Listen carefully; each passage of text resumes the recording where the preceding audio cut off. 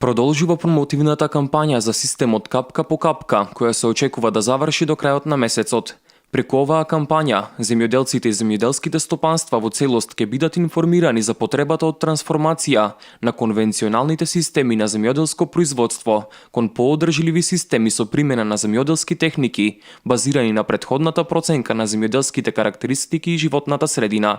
Системот капка по капка од јануари 2017 година се очекува да влезе во националната програма со посебен буџет. Имаме повраток на почетна инвестиција од 80%, со тоа што за сите култури, освен за житните и фуражните, е лимитирано до 3000 евра инвестиција, додека за житните и фуражните култури максималната вредност на површината е 50 хектари. За разлика од националната програма, во ИПАРД повраток на инвестиција при набавување на систем капка по капка ќе биде 50 до 75%, каде што почетна инвестиција треба да биде од 3000 евра нагоре. Светските искуства со примената на капка по капка покажуваат дека приносите се зголемуваат за 40%, а исто така и значително се намалува загубата во користењето на големи количини на вода, што го прави доста ефикасен начин за наводнување. Метеоролозите до 2050 година прогнозираат дека врнежите во зимскиот период ќе бидат намалени за 10 до 15%, додека во летниот период до 25%. Тоа значи дека ако Македонија има 300 литри на метар квадратен врнежи, за околу 70 литри до 2050 година во летниот период ќе бидат намалени.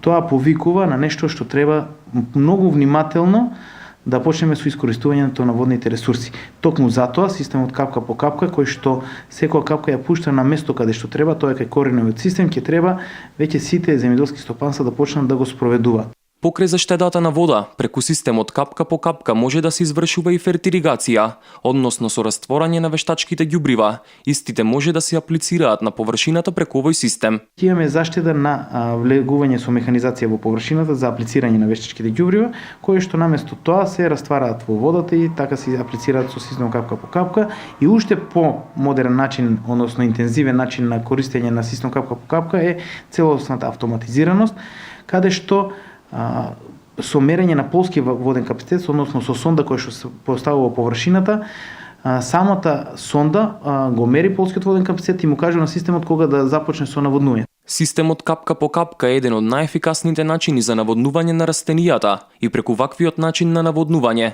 водата се искористува дури до 99%.